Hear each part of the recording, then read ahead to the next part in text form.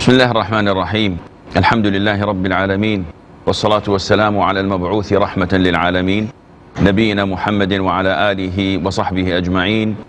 السلام عليكم ورحمة الله وبركاته.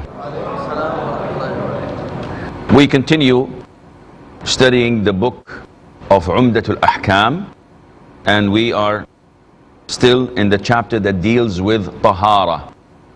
And as a reminder, Tahara means purification, purity, and it has two meanings. One, physical, which is you have to clean and remove that from your body, from your clothes, and from the place you're praying in. And one is moral, something we cannot touch or see.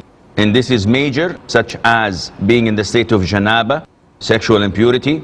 This can only be lifted by ghusl, and this can be minor, such as when you pass wind or answer the call of nature, and this can be uplifted by performing wudu. And wudu is our topic for today. The 8th hadith is one of the great hadith with us. So who would volunteer to read this hadith, please? Kalim would do. Humran, the freed slave of Usman, said, I saw Usman, may Allah be pleased with him, calling for a vessel of water, and poured water over his hands 3 times, and then washed them. Then he put his right hand in the vessel and rinsed his mouth and cleaned his nose. Then he washed his face 3 times and his hands up to the elbows 3 times. Then wiped his head, then washed his feet 3 times.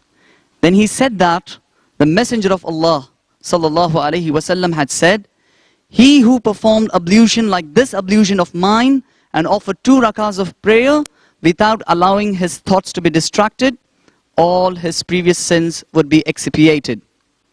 Very well. This hadith of Humran, one of the servants of Uthman ibn Affan, may Allah be pleased with him, the 3rd caliph of Islam, and twice the son-in-law of the Prophet alayhi salatu wasalam, as he married to 2 of his daughters. May Allah be pleased with them all. He is describing to us how the Prophet ﷺ performed wudu. And if you go to look at what he had done, you will find it to be in compliance with the Quran. Because in Surah Al-Ma'idah, chapter 5, verse 6, Allah describes to us how we should perform wudu.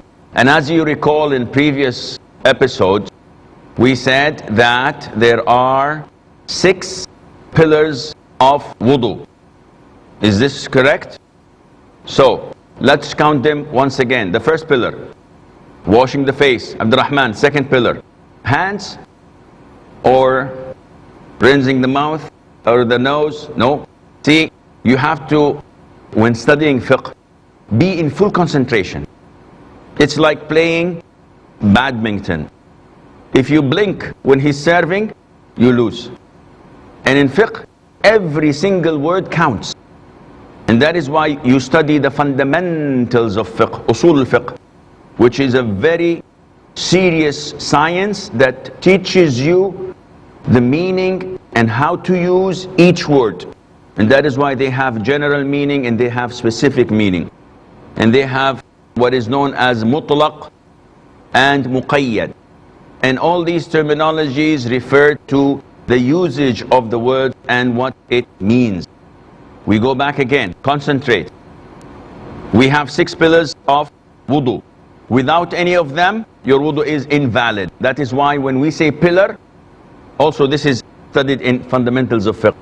When you verify something to be a pillar, without it the whole building collapses. So pillars of prayer, ruku'.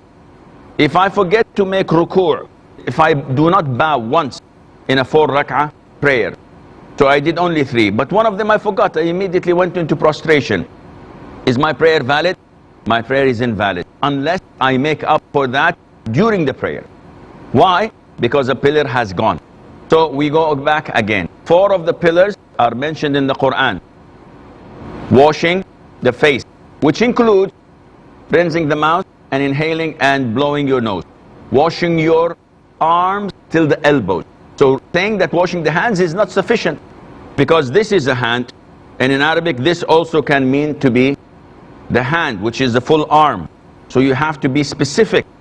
And that is why when Allah tells us in the Quran that the punishment of a person who steals is to chop his hand, to chop his hand, to chop his hand, to chop his hand, you have to know, because the word in Arabic may carry all of these meanings. So it is essential that you know what you meant by this. And for an example, you know the word ayn in Arabic, what does it mean? Eye. Ayn means eye. However, it has other meanings. For example, the letter ayn, which begins with a. My name is Asim. So the first letter in my name is ayn. It means the organ itself, the eye. It means a spring of water. Aynun jariyah. Fiha aynun jariyah. In the Quran, Surah Al-Ghashiyah. It also means a spy. I sent a ayn. I sent an eye to go and find out what's happening. And it also means the entity of things. Aynu shay. The entity of this thing and not this thing. So the word itself has a number of meanings. So you have to be in fiqh very practical and very specific. When you say washing the hands, I did that in the beginning. No, it's washing the arms up to the elbows. And in the Quran it refers to aidi. Aydiyakum ila al-marafiq. And the third pillar, wiping our heads and then washing our feet to the ankles. Up to the ankles. Number 5, order. What do we mean by order? I cannot start with my feet and then my face. I have to go face, arms to the elbows, head, and then feet to the ankles. And number 6 is the continuity or the sequence, in the sense that I don't leave a big gap. Leaving a gap means that I'm not being in sequence, and then I have to do it all over again. So these are the pillars. If you look at the hadith, you'll find the pillars. But you'll find also an added value, which is the sunnah. What do we mean by sunnah? Things if you do, you're rewarded. If you don't do, you are not sinful. You're not sinful. So let's go on to look at the hadith of Uthman. First of all, the first thing he did was to pour water and washing his hands 3 times. Why? We said that before, that this is so that you are able to enter your hands into the vessel. If you don't wash your hand, maybe your hands have dirt, germs, they're not clean, smelly. By entering your hands into the vessel before washing it, this would not make you feel good and would not make those coming behind you to use the water feel good neither. So he did this, and this is a sunnah. The Prophet is the one who did it, because he's describing to us what the Prophet did, alayhi salatu wasalam. Then he got his hand, right hand, in the water, took a scoop, made rinsing the mouth, inhaling and blowing, and he did not tell us here how many times.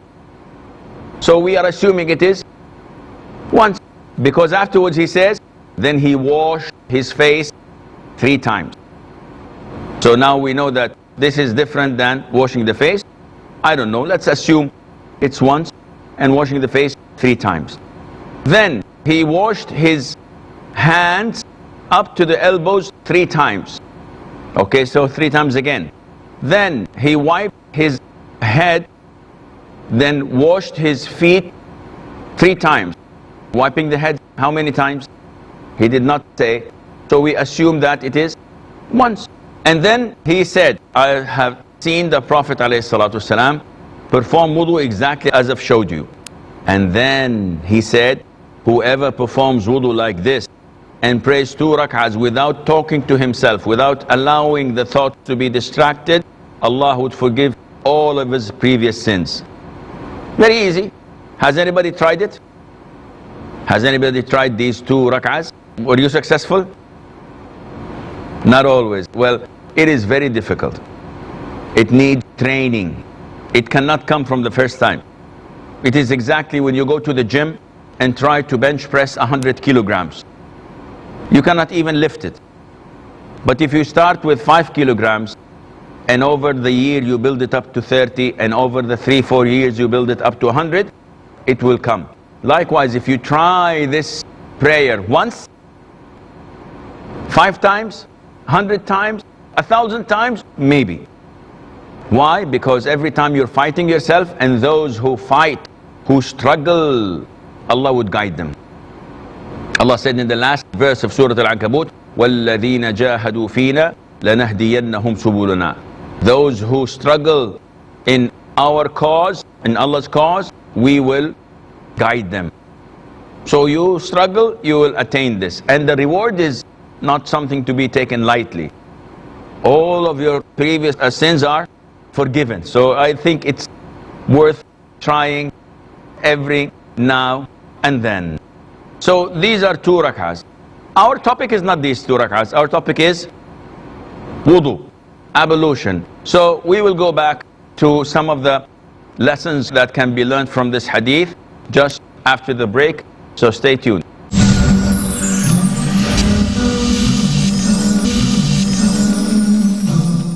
Assalamu alaikum wa rahmatullah, and welcome back. The hadith of Uthman, may Allah be pleased with him, regarding wudu, has a lot of lessons we could learn from. Among them, first, that all beautiful things we have to begin by using the right hand. And that is why he did this when performing wudu. First of all, he washed his hands and then entered his right hand rather than entering both hands. And one of the things that scholars differed upon is the issue of turning the water in your mouth and inhaling and blowing your nose. Is it mandatory? Is it part of your wudu or not? The majority of scholars stated that this is not part of the wudu and it is not mandatory. However, other scholars said that it is mandatory. Imam Ahmad, may Allah have mercy on his soul, said that it is mandatory in wudu, simply because the Prophet ﷺ had never ever left it. There is not a single report that he performed wudu without making madmada and istinshaq and istinthar, turning the water in his mouth, rinsing his mouth, and inhaling and blowing his nose. And secondly, because of the hadith of Laqit ibn Sabura, may Allah be pleased with him, when the Prophet told him, exaggerate in turning the water in your mouth and inhaling and blowing your nose unless you're fasting. So he's telling him, do that, and do that quite well, meaning that it is something that's mandatory. Now, having said that, using the right hand side, I'll give you a scenario and tell me if my wudu is correct or not. I went to the bathroom, turned the faucet on, made madmada, istinshaq, istinthar, and washed my face. Washed my hands to the elbows, wiped my head and my feet. Is my wudu correct or not? Those who say correct, raise your hands. 1, 2, 3, 4, 5, 6, 7. Those who say it's not correct, raise your hands. 1, 2, 3, 4, 5, 6, 7, 8. You've raised your hands twice? So you are with or without, and it's not correct. Okay. Those who say it is not correct, why? Can you justify? Kelly? You did not wash your hands in the beginning. Yes, I did not wash my hands in the beginning. Does this have to do anything with wudu? Is it mandatory? Is it a pillar? Is it a sunnah? Always classify things in their perspective, so that I can identify this is wajib, mandatory, this is a pillar, this is a sunnah. So if I do not do the sunnah, no problem. I lose the reward, but it's no problem. If I do not do the wajib intentionally, there's a problem. If I don't do the pillar, then there is no ibadah. So let's go back to the pillars of wudu. First of all, the first 4 mentioned in the Quran. I did exactly what Allah mentioned in the Quran in chapter 5 verse 6. O you who believe, if you want to pray, what do? wash your face. And this is what I did.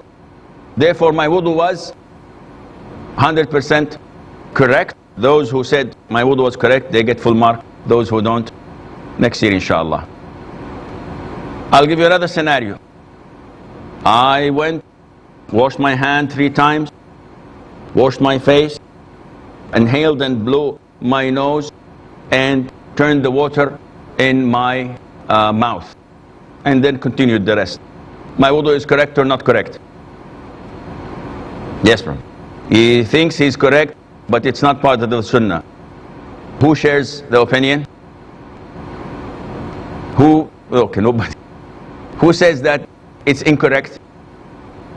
One. And the rest, they are undecided yet, undetermined. The question is it correct or not? The answer is, it is correct. Why? The sequence is not there. Yeah, the sequence is there. Face, and this is all face. Whether you begin by washing, or you begin by turning the water in your mouth, or begin by inhaling and blowing your nose. All these 3 are the same. So there's no problem. Understood? No problem. Third and last scenario. I went to the bathroom, said Bismillah, washed my hands 3 times, and I'm going to describe to you exactly what I'm going to do. And then water, mouth, nose, my face, the water, my left hand, my right hand, head, then my feet. Wudu is correct or incorrect? Those who say correct, raise your hand. 1, 2, 3, 4, 5, 6, 7, 8, 9. Okay. Those who say incorrect, raise your hand. 1, 2, 3, 4, 5, 6. Tell me why. Was it because the left hand was used first? Yes. I did the left hand first and then the right. But this is again sunnah. Not a pillar and not mandatory. So I can begin with the left and the right then, and left foot and right foot. Is the sequence, is the order correct? Yes. Face, arms, head and legs. But I switched the arms. Instead of right, I began with the left. And that is why Ali, may Allah be pleased with him, said, I care less if I begin with the left or with the right, because it follows the sequence of the Quran. So it is a sunnah to begin with the right, but if you begin with the left, it is not a problem. However, I made another mistake while doing the wudu that makes my wudu, according to a lot of scholars, not valid. Yes? You didn't do your ears for some reason. I didn't even wipe my head. I said, continue the... No, the ears, that's it's not an issue. Sure. Any ideas? Okay, just to save time. The biggest problem that a lot of Muslims don't pay attention to is that when they wash in the beginning their hands 3 times, when it comes to washing the arm, they skip the palm of their hands. So they wash from the wrist to the elbows. What about the palm? So we washed it in the beginning. But washing it from the beginning is a sunnah, is not part of the order. So you actually did not complete your wudu. Imagine how many people are doing this. Do you see it in the, do you do it yourself? You wash in the beginning. After washing the face, the water is coming down. You just wash from here to there. And then you wash from here to there. What about the palms? I don't have to. I wash them in the beginning. The order is important, and that is why when you wash your hand in wudu, you have to wash the palm of your hand. And part of the sunnah is to wash the inside of your fingers with your other fingers and to the elbows. So this is quite important.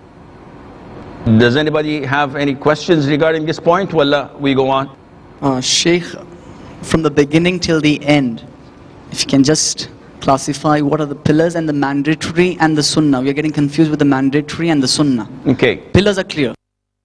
It is an issue of dispute about the mandatory things, because as we've stated, the majority consider that the nose and the mouth are voluntary, not mandatory.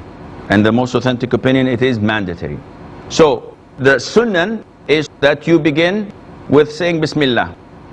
Not saying Bismillah does not nullify your wudu. Your wudu is intact. But it is of a lesser grade and degree. And a lot of the times people say, where do we say Bismillah? If we're in the bathroom, can we say verbally Bismillah? Can we? Now people are hesitant in answering. Yes, we can say Bismillah, unless it is the place where we answer the call of nature. And even if it's in the place where we answer the call of nature, it is different than the place that the companions used to answer the call of nature. Why? At the time of the Prophet ﷺ, they did not have any running water, they did not have any toilets. So they had to go to the desert or out of the city to answer the call of nature. So the dirt, the filth, the feces, the urine was there. Except for those who buried it, and I don't think that a lot of people cared about that, because nature will take its course. Nowadays, our bathrooms are not like this. On the contrary, our bathrooms in our homes sometimes are even more clean than our living rooms. Because everybody is careful to wash it, to have it in perfect hygiene, and to put detergents, and there is no filth. All the najasa is gone. So that's why some scholars even say that it is permissible to say Bismillah in a loud voice. But to take it in between, it's sufficient for you to move your lips by saying, this is enough. Second of all, washing the hand, this is part of the sunnah. If you don't, if you just immediately go and rinse your mouth and blow your nose and wash your face, it does the job. Third of all, the sequence in the pillar, the order in the pillar, the face, it has three things: mouth, nose, and washing the face. If I start with any of those, it's permissible, because the order is sunnah, it's not mandatory in the pillar itself. Thirdly, likewise, when I wash the arms, if I begin with the right, this is a sunnah. If I begin with the left, this is okay. Wiping the head, it has to be once. This is the sunnah. If you do more, you are sinful. Why? Because wiping the head is to minimize the exposure of the head to water. Otherwise, Allah could have ordered us to wash our head, our hair every time. What will happen? You will catch cold 24/7. You will always be sneezing and coughing and having bad illnesses because of this. Allah made it easy only once. What is the sunnah in it? To go back and forward. And the scholars all say that this is a pillar. However, the sunnah is quite obvious. The Prophet always wiped his hair once. To do the ears, the Prophet said the ears are part of the head in the hadith. So it is not only a sunnah, it becomes mandatory as well. And to wash your feet, this is obvious up to the ankles. This is all the time we have. Until we meet next time, fi amanillah. Wassalamu alaikum wa rahmatullahi wa barakatuh.